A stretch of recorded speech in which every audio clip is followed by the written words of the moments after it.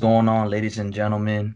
It's Brooks Warren. It's your host from HMO. Hear me out in the hot media, and I got two very, very talented young men with me here today from my county, Montgomery County, man. Aaron, Andrew, introduce yourselves, man. What's up, everybody? So I guess I'll start since I'm the big brother. Aaron uh, grew up obviously with Andrew. Grew up in Silver Spring, Maryland, in Tacoma Park. Went to Tacoma Park Middle School, growing up, Piney Branch Elementary School, the whole nine. Then went to Springbrook High School. Went on to play a year of prep school at Putnam Science Academy. Then to Quinnipiac University for 4 years. And then we just finished our last year at Coppin State, where we had a graduate year. Just finished hooping, and then obviously we started in a little page called All Facts Media. My brother and I started together, and basically we cover sports and stuff. So been able to get that going the past couple months, really, and then obviously still still hooping, still staying in shape and everything, just kind of trying to balance it all out. But that's brief summation. Got you. All right, man. So first and foremost, like you guys mentioned, went to Montgomery County schools all your life. Um, did some great things.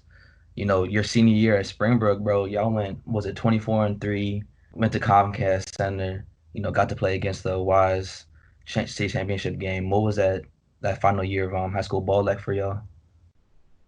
Yeah, I mean, it was definitely fun. Created a lot of memories that year. We had a chance to do something that we hadn't done in a while and getting back to Comcast, winning a regional championship. So, I mean, that year was really special.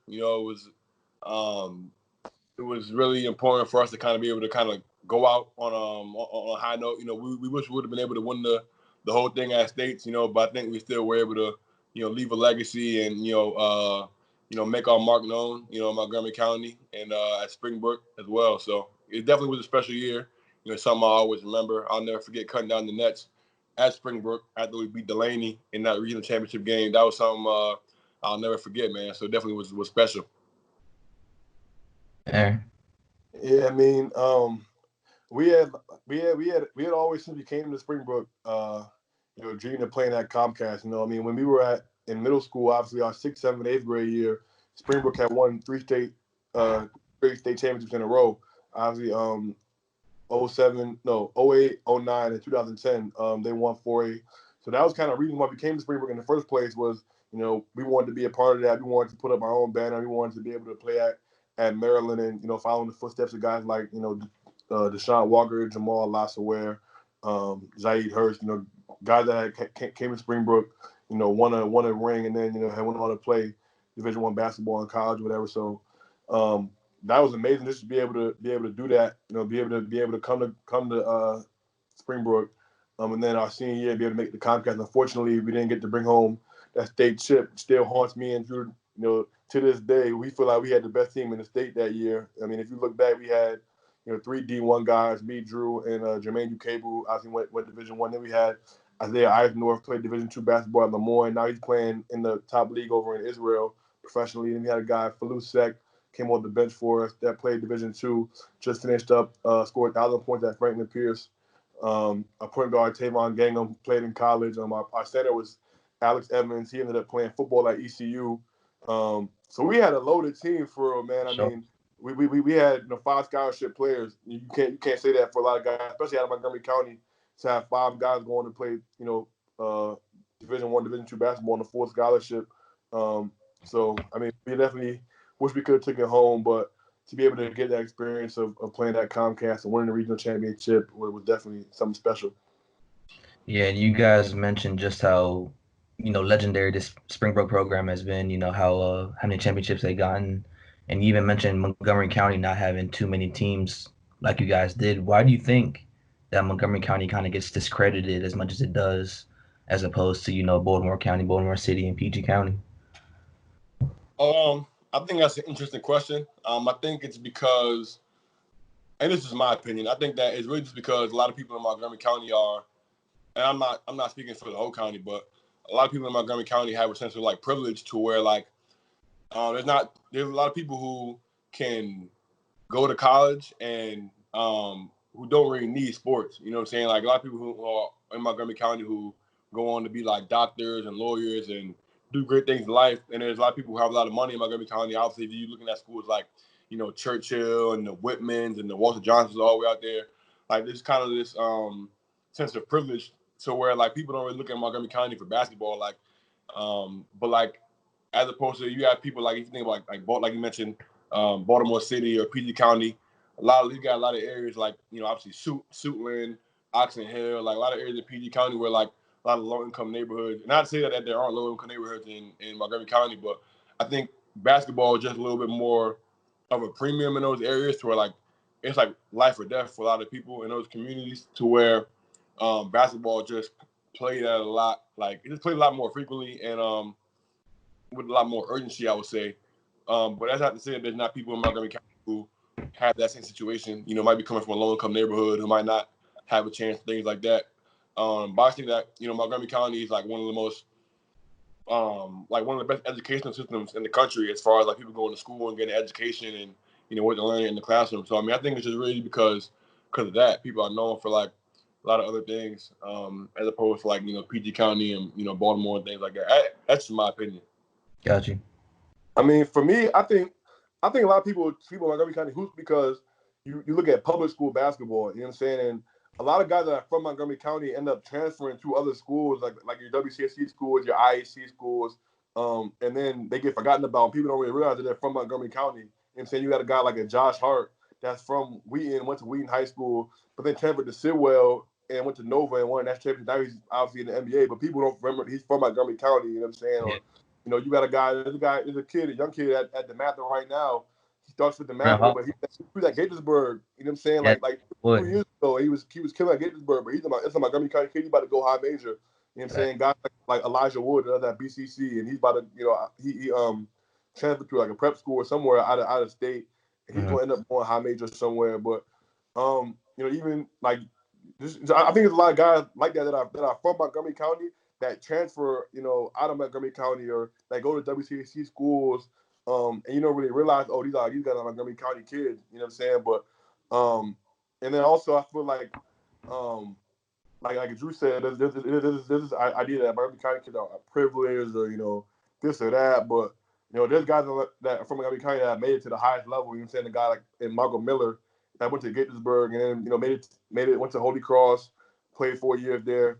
Played for the Raptors. He won an NBA championship with the Raptors. Like he's from Gaithersburg High School and played in Montgomery County. I bet nobody would really know that because you don't hear about it a lot. He didn't play for Team Takeover or DC Assault or any of them teams. You know what I'm saying? So I just feel like a lot of hoopers from Montgomery County just kind of get overlooked just because of maybe who they play AAU ball with or the school they transferred to or things like that. Got you. So kind of going with that overlooked thing that you mentioned, just coming from an overlooked place. You guys went to Putnam, like you mentioned. Um, what's that experience like when you're playing on a team full of talented guys like you guys are, who are looking for the scholarships that you guys are looking for as well? Yeah. I mean, it was a great opportunity. I think it really just allowed you to challenge yourself and, put yourself in position to play against the best players in the country. Because, like you mentioned in Montgomery County, a lot of times people transfer out because like the public school league isn't as competitive as you would probably need to be in order to get Division I scholarship. So going from playing in Montgomery County and then going to play at Putnam Science Academy when you're playing against Brewster, who that year had Donovan Mitchell, who obviously is in the NBA, Marcus Darrison, who played in the NBA for the Warriors, Jalen Adams, who went to UConn and is in the Pelicans organization right now. They had a guy named David Chris, who was a 1,000-point scorer at Washington. They had 7 high major players at Brewster. You playing against, Hargrave, who had a bunch of guys. You're playing against high major and NBA level talent up there. You know what I'm saying? So when you go from Montgomery County and go into that, I mean, you had no choice but to get better. You know what I'm saying? And then obviously on our own Putnam Science Academy team, playing with a guy like Hamidou Diallo, who is in the NBA now, slam dunk champion or whatever. We had playing against a guy like him and Mamadou Diarra, who was a top 50 recruit and went to UConn, things like that. I mean, you had no choice but to get better because you're playing against guys in practice every day who won a scholarship, who were overlooked. We had a lot of guys who came to Putnam Science Academy who didn't have any offers, or Division I offers, and came to prep school and became Division I players. One of my best friends, Keelan Eyes, he's like about a 5'8", 5'9" point guard from Rhode Island. didn't have any Division I offers when he came to Putnam. Came to PSA, ended up going to Ryder on scholarship. You know, and a guy named Donjay Roden didn't have any. He was like a Division III player probably when he came to Putnam. Came to PSA, ended up going to Fairleigh Dickinson, which is a Division I school in the NEC, and they went to the NCAA tournament his freshman year. I mean, so we had a lot of guys like that just had a chip on their shoulder that were coming to prep school to get a scholarship. You know, so I mean, it just made me a better player, and it just made me competitive. And I mean, I was already competitive before, but it made me that much more competitive just because you have to up your level of play when you're going against that caliber of player. So I mean, it was a great experience. Yeah, Aaron, like, how'd you feel about the competition level? Just playing up against so many players that you guys got to go against. Like, what are some of those memories that you have of just going up against, so many good guys? I mean, you can't really. It's crazy, man. I mean, the practices in the open gyms were tougher than the games because we would. I mean, me and Drew would play Hami and Keelan 2-on-2 like every week. Like like because it's a sense of pride. You know what I'm saying? Like me and Drew, obviously from Montgomery County, we from the DMV, and then obviously like Hami and them from New York, Keelan from Rhode Island. You know what I'm saying? We had guys, and I don't think this is something a Moco thing, but DMV dude, we got that sense of pride. Like I don't care where I'm at. Like I'm that. Like you ain't like like I'm Yeah, better than you. You know what I'm saying? Like I don't care. Like obviously we got some of the best players in the world come from here. So it's like I ain't about to go up there and let no New York dude think he can fry me. Like, I ain't about to let no dude from Rhode Island think he can fry me. You know what I'm saying? Like so we was taking that in practice at every gym, in open gym every day. You know what I'm saying? I think that's something that everybody that I know from the DMV and from Montgomery County, especially Montgomery County, because we go overlook twice full because we from Montgomery County, but I just think we had that chip on our shoulder. And you saying you go into a game, when you playing against a Brewster and you got 7 high major dudes saying, "Oh, these dudes NBA, like these dudes this and that." You like, man, I ain't hearing none of that. Like, 'cause we was all hungry, like Drew said. Like we all came there. We didn't have no. A lot of us didn't have no offers. Like when Hami was there, this was his sophomore year. He didn't have any offers when he got there. Mamadou didn't have any offers. Like he might have some mid majors, but he didn't have any high major offers. When he got there. So we were hungry, you know what I'm saying? And like we all had a chip on our shoulder. We all had something to prove. And so just on a day in, day out basis in open gyms, we would just compete every day, you know what I'm saying? And then obviously in the games, we had a whole team. We had 7, 8 dudes that was like, yeah, I don't care what the name on that jersey is. Like we going out and we gonna hoop. And we ended up finishing, like numbers. I think we ended up finishing like number 7 in the country that year. You know what I'm saying? We beat Harvard in Virginia, beat Fishburne in Virginia. We beat Fort Union, who had Kyrie Thomas. He plays for the Pistons now. They had a guy named Kamal Stokes from Baltimore, who played at Kansas State. The We beat IMG, now, huh? IMG too with Oh Jaquan yeah, Lyle. MG. They had Jaquan Lyle. They had a dude named Satnam Singh that ended up getting drafted by the Mavericks, but some big 7-foot dude. But we beat a bunch of dudes. Like we had a chip on our shoulder. You know what I'm saying, and we wasn't about to let nobody come in there and think they was gonna punk us. And I think part of that was just because we all came from different places where it was like, nah, like my area, like New York dudes, thought they was the best. We had like 3 New York dudes, Hami, Mamadou, and then we had a kid named Josh Wallace. That's from New York too. Now obviously you had me and Drew from the DMV. You know what I'm saying? We all had that pride. Like, man, I don't care what it is. Like we were here to hoop. So it was a great time, man. I can't really put into words how good of an experience it was going up there and getting that bump and then having to prepare us for the next level. sure. So moving on to just, Quinnipiac and Coppin State. Um, First off, how was Quinnipiac for you guys, and just, transitioning to, again, like, you go from Putnam and you're living on your own, you get into just experience life, living by yourself, and then you go to even further out and you get to play, 3 years, 4 years that you got to play. How was that experience for y'all? Yeah, I mean, Putnam Science Academy prepared us greatly for Quinnipiac, just because one, it was already in Connecticut, so like we got a chance to be in Putnam for a year, which is all the way up in the northeast part of Connecticut, right, like 30 minutes from Providence and 30 minutes from Worcester. And then we kind of came a little south to Quinnipiac, which is in New Haven, close to New Haven, it's in Hamden, Connecticut. So we got to kind of, and I mean, when we were at Putnam, we would go to Quinnipiac we probably visited Quinnipiac probably like 5 times, maybe more while we were at PSA, just because it was like an hour away. So we Mm-hmm. would come up to campus, see games, come chill with the guys. I mean, so we were like freshmen that year at Quinnipiac for like we got there the next year at Quinnipiac. People were like, yeah, man, like we y'all sophomores, juniors. Like, nah, I'm a freshman. It was like, nah, dog, we seen y'all here last year. Like, we was like, nah, I was just up here. I didn't even go here then, you know? So, I mean, it gave us opportunities to kind of get acclimated to college life, really. So we were kind of prepared for the transition, just being away from home, knowing like the hours you got to put into being in the gym, all that kind of PSA kind of prepared us for that at Quinnipiac. And then going from Quinnipiac to Coppin State, it was kind of like a homecoming. Being away from home for 5 years, once at one year at PSA, 4 years at Quinnipiac, being away for 5 years, being in Connecticut, and then being able to come back to Maryland for like the last ride at Coppin was great. It was really rewarding to be able to come back to Maryland and play in front of my family, for one last year, and then being able to come to our home games, and my brothers and sisters being able to come to senior night and things like that they weren't really able to do when we were at Quinnipiac. So, I mean, it was all like a progression. It was all a part of the process, a part of the journey. I think each step prepared us, for where we are now.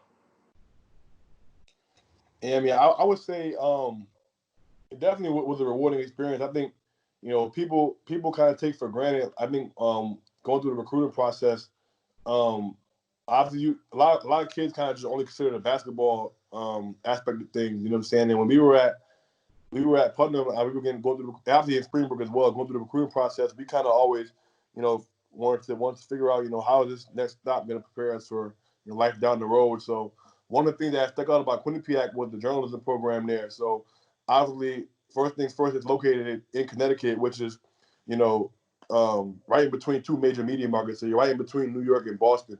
So Yep. a lot of kids, first of all, a lot of kids are from either Boston or New York. And then but if you're a short drive from New York, short drive from Boston, and then obviously the ESPN headquarters is in Connecticut, in Bristol, which is probably about 30 minutes from Quinnipiac. So you had a lot of kids that would do internships at ESPN, or they were stationed WTNH, the New Haven station, right down the road from Quinnipiac in New Haven. A lot of kids would do internships there. And then aside from that, Quinnipiac is one of the best journalism schools in the country. Like every year, like a top 5, top 10 journalism school, just because of the program that they have, and then the student media organizations that they have there as well. The one that Andrew and I participated in was called Q30 Sports, which was basically like ESPN for Quinnipiac, and we had 2 weekly shows. One of them was called Sports Pause. It was every Monday night, and that show was actually won Best College News Station. I think like 4 of the last 6 years, something like that. They won a number of the best sports news station, sports show in the country. Couple years out of the last 5 or something like that. And then there was a show on Tuesday night called Bobcat Breakdown, which was like first take, so it was like a debate style show. And then my senior year, I had the opportunity to be a beat reporter for the men's lacrosse team. I had to do a bunch of little fun like segments, but long story short, like the journalism program there was really well. It was really good as well, and we knew going into that's kind of something we wanted to get into after basketball. So um, definitely loved the chance to go there and study journalism and to get involved in student media in the way that we did.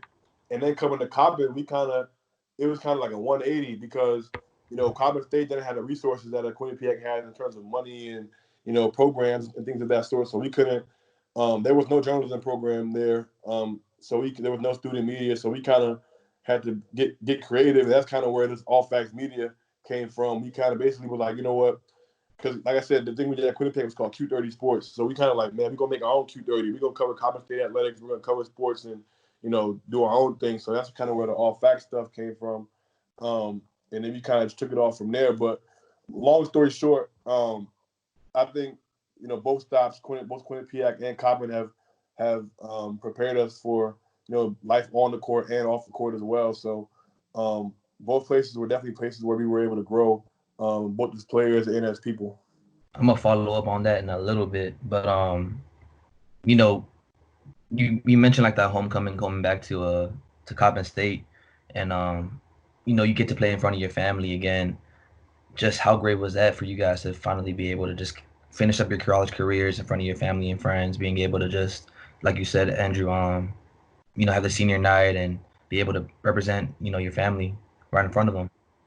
Yeah, I mean, it was great, man. Like a lot of my like for a lot of my family, like they only got to see maybe like one, or maybe some of them really hadn't seen us play in person at all.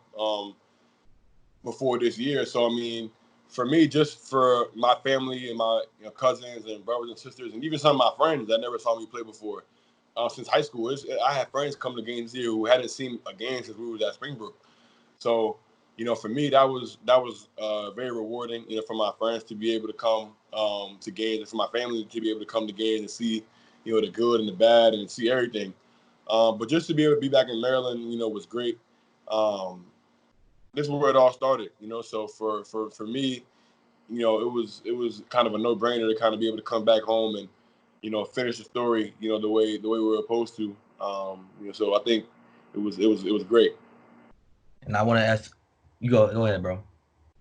Oh no, I mean, Drew pretty much summed it up. I mean, I think it was amazing just to be able to come home and be able to if you want to get a home cooked meal on a Wednesday night. If we were you know uh, coming home from practice one day and didn't feel like cooking or something, I'm gonna just go home and get a nice home cooked meal. It was great to be able to do that. Obviously, like Drew said, you can see our friends. You know what I'm saying? Like you kind of take for granted being able to just see your family and friends whenever you want to when you go away from school. But coming home and being able to do that, just being able to go home on a whim and get a home cooked meal and look up in the stands and see 20 people, what I'm saying, in the stands, whether it's your friends, family, coaches, anybody. It was really rewarding. I think just having the opportunity to come back and finish our careers where it all started was definitely rewarding.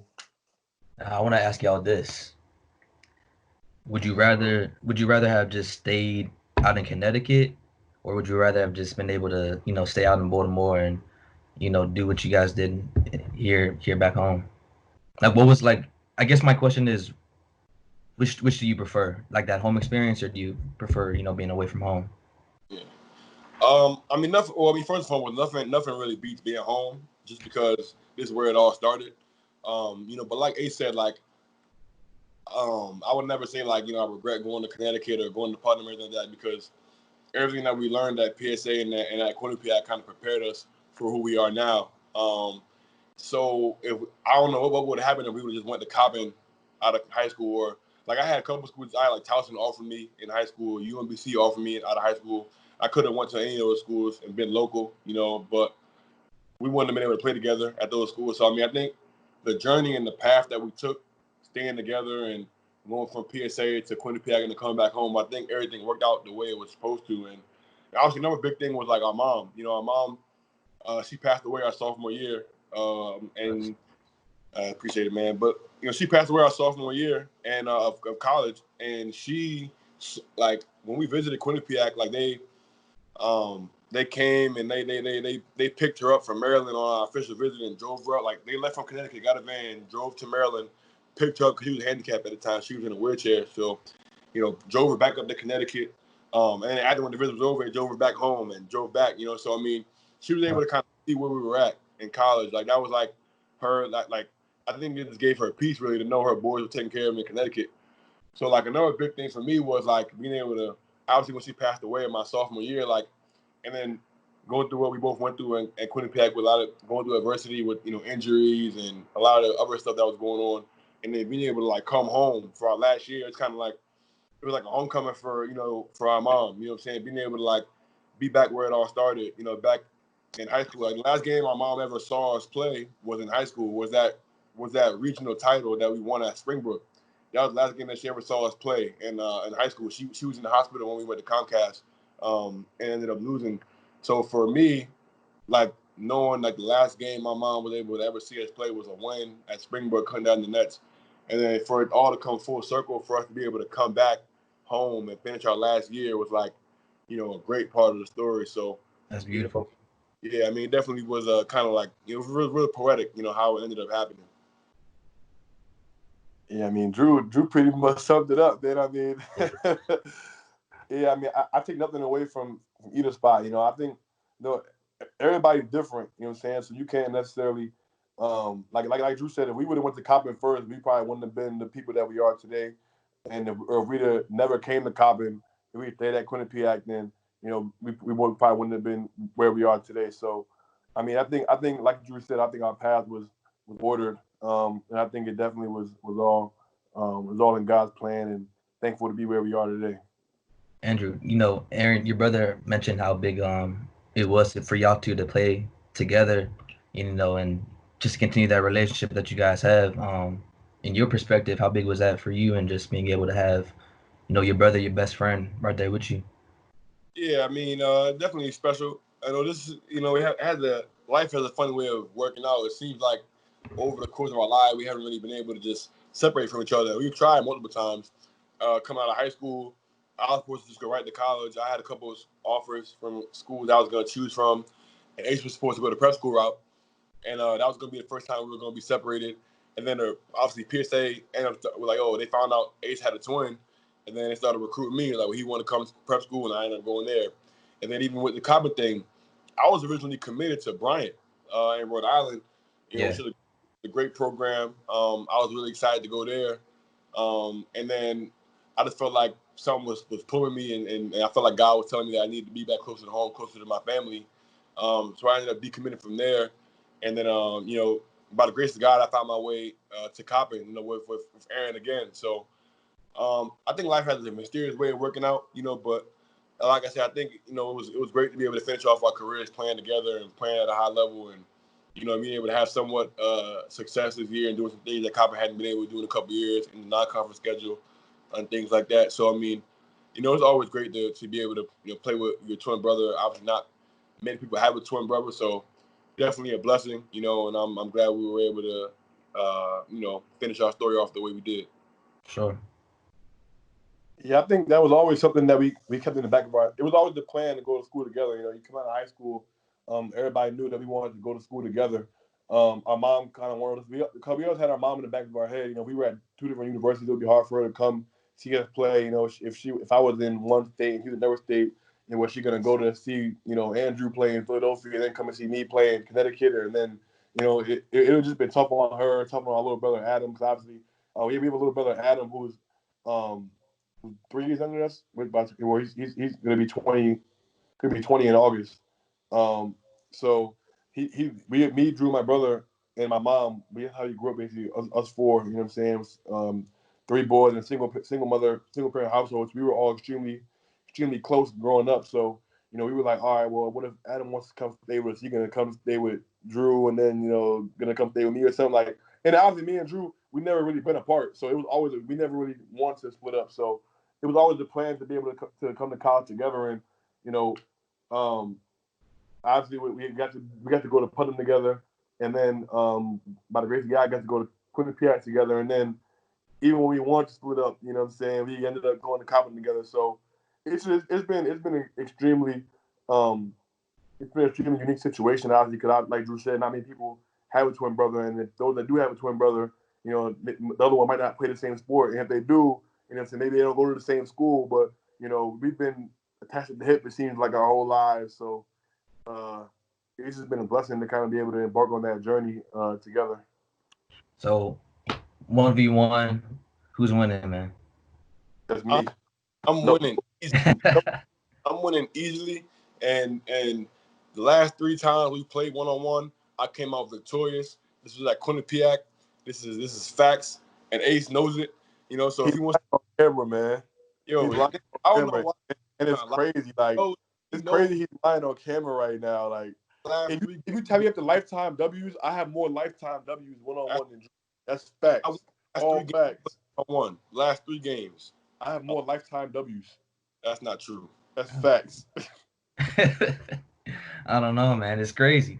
That's crazy. I love it. I love to see it, man. I love the brotherly rivalry. Just my guy or gal. Thanks for watching this video. Don't forget to like, subscribe, comment, hit the notification bell, and share this video for the latest on sports, progressive politics, and pop culture. Slap.